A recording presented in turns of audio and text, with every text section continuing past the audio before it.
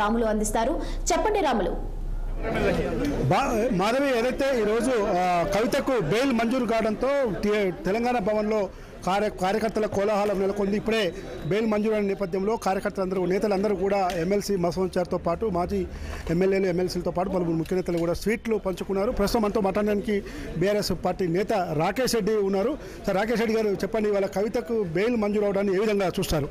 అంతిమంగా న్యాయమే గెలుస్తుందని చెప్పడానికి ఏదో ఒక తాజా ఉదాహరణగా మనం భావించవచ్చు. గత 120 రోజులకు పైగా ఒక ఆడబిడ్డ జైల్లో ఉండడము, ఆరోపణలు ఎదుర్కొని వారు జైల్లో ఉండడం నిజంగా చాలా బాధాకరం. దాని తర్వాత లీగల్గా ఫైట్ చేయాలి. ఎందుకంటే చట్టం మీద, న్యాయం మీద నమ్మకం ఉన్నటువంటి ఒక పార్టీగా మనం లీగల్గా ఎదుర్కోవాలనే దృక్పథంతో లీగల్గా 120 రోజుల పాటు న్యాయ పోరాటం చేయడము, అంతిమంగా 165 రోజుల పాటు న్యాయ పోరాటం చేయడం, చివరిగా కోర్టే ఈమె బెయిల్కు అర్హురాలు, బెయిల్ ఇవ్వకుండా మీరు ఎందుకు ఆపుతున్నారని చెప్పి స్వయంగా కోర్టే ప్రశ్నించడం, కోర్టే తీర్పునివ్వడము నిజంగా చాలా సంతోషాన్ని ఇచ్చింది. ఇది గొప్ప ఊరట. మొత్తం టీఆర్ఎస్ క్యాడర్ కానీ తెలంగాణ ఉద్యమకారులకు కానీ ఒక గొప్ప ఊరటగా నేను భావిస్తూ ఉన్నాను. ఇప్పుడు బీఆర్ఎస్ పార్టీ అధినాయకులకు కూడా పార్టీ సంస్థాగత నిర్మాణం మీద ఫోకస్ చేయడానికి ఒక గొప్ప ఆస్కారం ఏర్పడుతుంది.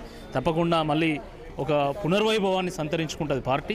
తప్పకుండా ప్రజాక్షేత్రంలోకి వెళ్ళి కాంగ్రెస్ పార్టీ యొక్క రాచకాలను ప్రశ్నించి ఎండగట్టి మళ్ళీ ప్రజల జేజేలు పొందే విధంగా పార్టీ అన్ని రకాలుగా ముందుకు తీసుకెళ్తారు. సార్ రావుల గారు, చెప్పండి, ఈరోజు కవిత బెయిల్ సంబంధించిన విషయంలో బీఆర్ఎస్ పార్టీ భవిష్యత్తులో ఏ విధంగా ముందుకు పోయే అవకాశం ఉంటుంది? ఇది మేము మొదటి నుంచి కూడా వాదిస్తూ ఉన్నాం. ఇల్లీగల్ కేసు అని, అల్టిమేట్గా లీగల్గా బెయిల్ వచ్చింది. సో దీని మీద వక్రభాషలు పలకకపోతే మంచిది. ఇది ఒక రకంగా కాన్ఫిడెన్స్ బిల్డింగే కాకుండా ఉత్తేజాన్ని కూడా కలిగిస్తుంది పార్టీ క్యాడర్స్లలో. కేసీఆర్ మొదటి నుంచి చెప్తున్నారు ఆమె కడిగిన ముత్యంలో బయటకు వస్తుందని. అదే జరుగుతుంది. ఫైనల్ తీర్పు కూడా ఇదే మాదిరిగా ఉంటుందని మేము నమ్ముతున్నాం. సో మరికొంతమంది నేతలు, రవి గారు చెప్పండి, బెయిల్ అనంతరం పరిణామాలు ఏ విధంగా ఉండబోతాయి, ఏ విధంగా మీరు చూస్తారు దీన్ని? ఇప్పుడు ఇవాళ కవిత ఎమ్మెల్సీ కవిత గారి మీద బెయిల్ రావటం అనేది కవిత గారికి అందరం స్వాగతిస్తున్నాయి. ఈ సందర్భంగా అయితే ఒక మాట, ఎందుకంటే స్వయంగా సుప్రీంకోర్టు ధర్మాసనమే కామెంట్ చేసింది కాబట్టి అది చెప్పదలుచుకుంది.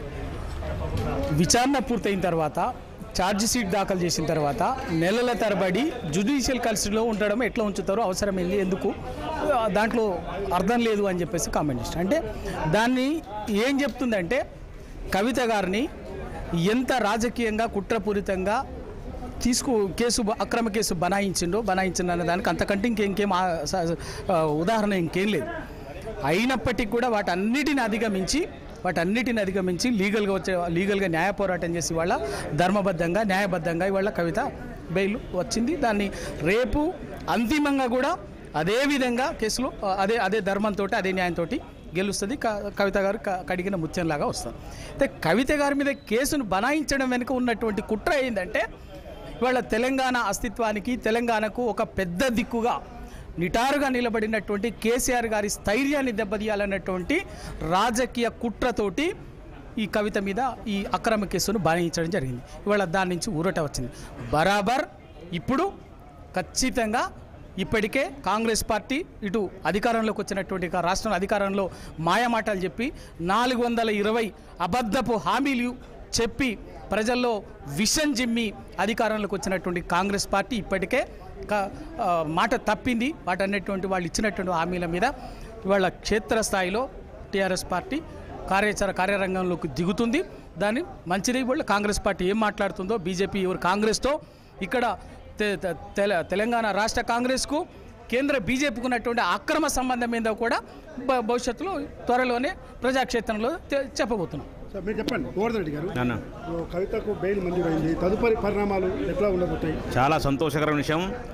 అక్రమ కేసు బనాయించి బీజేపీ వాళ్ళు ఇన్ని నెలలు, దాదాపు 5 నెలల పైచిలకు కవిత గారిని జైల్లో పెట్టడం, టీఆర్ జైల్లో పెట్టడం చాలా బాధాకరమైన విషయం. తెలంగాణ యావత్ ప్రజానికానికి అంతా, ముఖ్యంగా బీఆర్ఎస్ పార్టీ కార్యకర్తలకు చాలా ఇబ్బందికరమైన విషయం ఉండే. ఇప్పుడు సుప్రీంకోర్టు ఏదైతే తీర్పిచ్చిందో ఆ తీర్పును 100% మేము స్వాగతిస్తున్నాం. నిజంగా కూడా న్యాయమే గెలుస్తుందని చెప్పి మరొకసారి నిరూపించడం జరిగింది. ఖచ్చితంగా తుది తీర్పు కూడా ఫైనల్గా ఇదే న్యాయం వస్తుందని చెప్పేసి మేము అందరూ భావిస్తున్నాం. ఖచ్చితంగా రాబోయే రోజులలో బీఆర్ఎస్ పార్టీ బలోపేతానికి ఇది ఒక మంచి సంకేతం.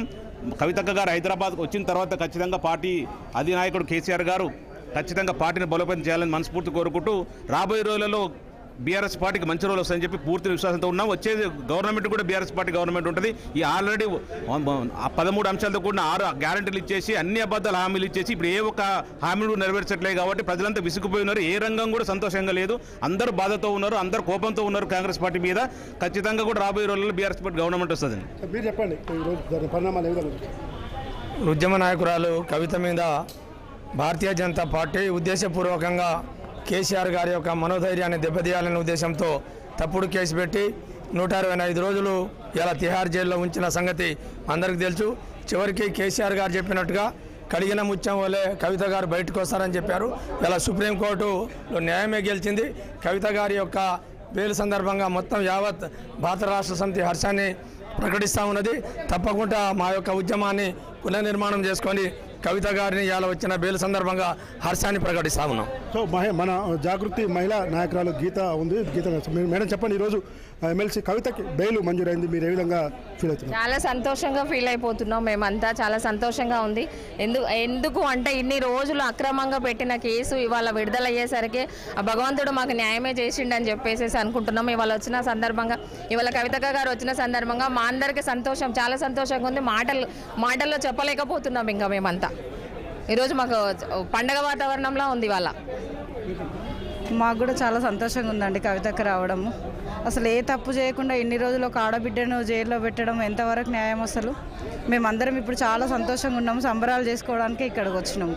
ఎట్లా మళ్ళీ గతంలో కవిత అంటే బతుకమ్మ అంటే కవిత, మళ్ళీ ఆ బతుకమ్మ ఇవన్నీ కూడా మళ్ళీ తిరిగి కంపల్సరీ తప్పకుండా చేస్తామండి. ఎప్పుడు అక్కతోటే ఉంటాము. టీం అంతా ఎక్కడికి వెళ్ళలేదు, అందరం అందుబాటులోనే ఉన్నాము. ఇప్పుడు అందరు వస్తున్నారు, సంబరాలు చేసుకోవడానికి రెడీగా ఉన్నాము ఇప్పుడు.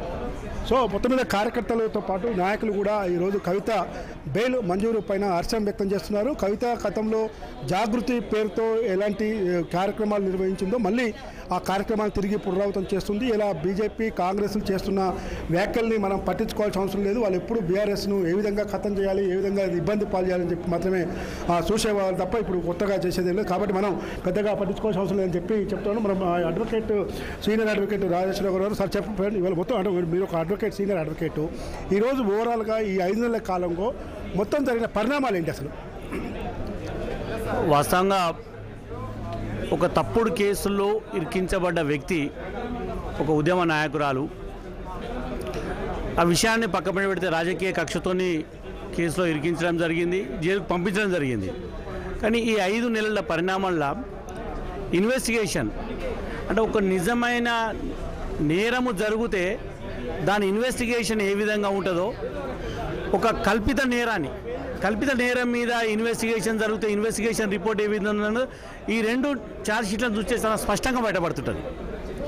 ఏ దశలో కూడా ఇన్ని వేల పేజీల ఇన్వెస్టిగేషన్ రిపోర్ట్ల ఎక్కడ కూడా నేరం జరిగినట్టు కూడా ఒక సెంటెన్స్ కూడా లేదు.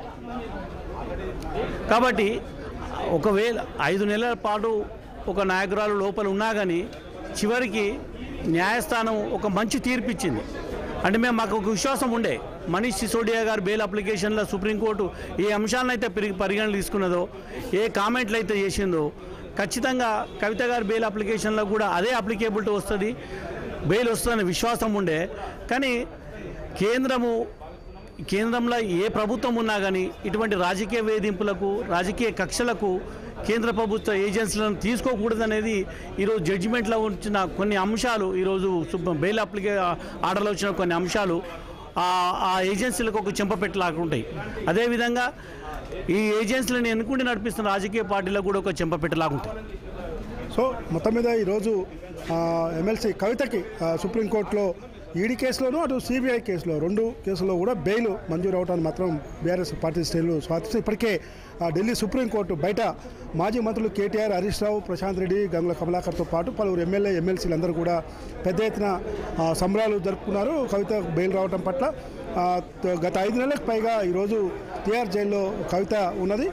అనేక అనారోగ్య సమస్యలు వచ్చినప్పటికీ కూడా కేవలం ఢిల్లీలోని ఎయిమ్స్లో మళ్ళీ పరీక్షలు నిర్వహించి వైద్య చికిత్స చేయించి మళ్ళీ జైల్లో పెట్టడం, ఒక ఆడపిల్లను కావాలనే రాజకీయ కుట్రతోనే కేసీఆర్ను ఎదుర్కోలేకనే ఈరోజు ఇట్లాంటి పరిణామాలు జరిగాయని చెప్పి బీఆర్ఎస్ పార్టీ శ్రేణులు ఆరోపిస్తున్నాయి. అయితే ఢిల్లీలో మాత్రం ముఖ్యమంత్రి రేవంత్ రెడ్డి గతంలో మీడియాతో చిట్చాట్ చేస్తూ మీడియా ప్రతినిధులతో భవిష్యత్తులో బీజేపీ బీఆర్ఎస్ విలీనమవుతుంది, కేసీఆర్ గవర్నర్గా పోతున్నాడు, కేటీఆర్ కేంద్ర మంత్రిగా పోతున్నాడు, Harish Rao BJP LP leader అవుతున్నాడు అని చెప్పి రేవంత్ రెడ్డి మీడియాతో చిట్చాట్ చేస్తూ వ్యాఖ్యలు చేయడం జరిగింది.